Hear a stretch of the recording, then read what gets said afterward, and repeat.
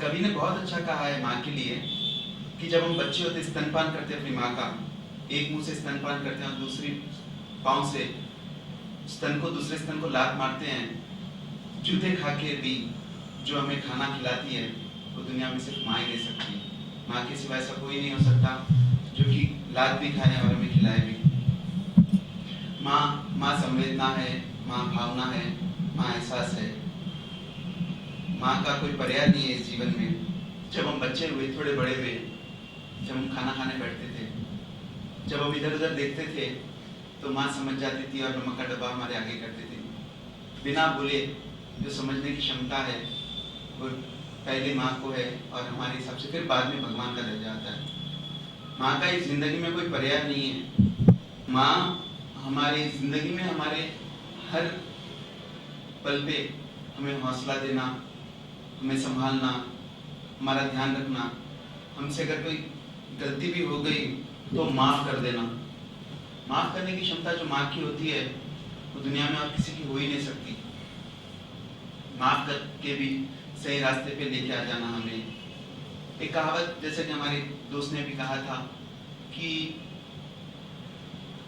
एक प्रेमिका के लिए जब उसके बेटे ने अपनी माँ का कलेजा ले लिया और रास्ते में जा रहा था, गिर गया था उसके हाथ से, तो माँ के दिल से आवाज़ आई, बेटा तुझे कहीं चोट तो नहीं लगी।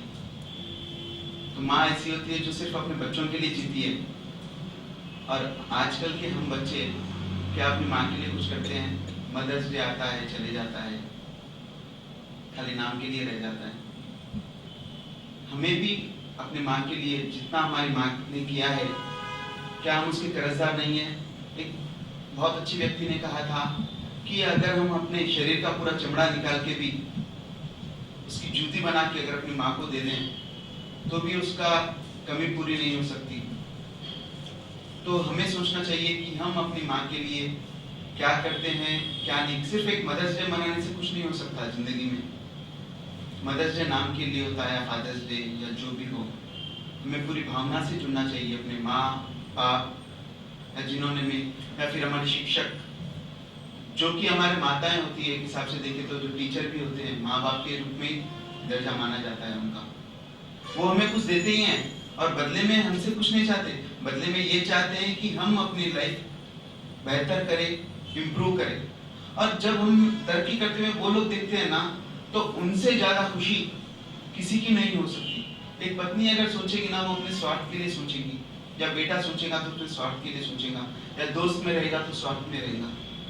ये माँ या गुरु ही रहते हैं जो हमें कुछ देते हैं और वो भी बिना स्वार्थ के। और स्वार्थ किस में ढूंढते हैं? हमारी तरक्की में। हमारी तरक्की से ही उनको जितनी खुशी मिलती है, बाकी और शायद किसी चीज से नहीं मिलती होगी। तो हमें कुछ तो करना चाहिए, चाहे 1 घंटा हो। कभी हमें याद है कि हमने अपने माँ के साथ 1 घंटा गुजारा, या माँ तेरी क्या तकलीफ है, क्या हम बैठे हैं उनके साथ, कभी उनके दिल की बात जानने की कोशिश की है। शादी हो जाती है, फिर लोग अपनी जिंदगी में रहते हैं, बच्चे हो जाते हैं, बच्चे बड़े हो जाते हैं। जब माँ मर जाती है ना, जब माँ इस दुनिया में नहीं रहती है, तब माँ का एहसास होता है, अरे मेरी माँ अच्छी थी, मुझे कुछ करना चाहिए था।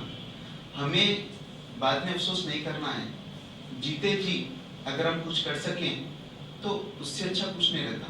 क्योंकि अफसोस जिंदगी में कई रह जाते हैं। मरने के बाद अगर कोई अफसोस करे तो कुछ फायदा नहीं है।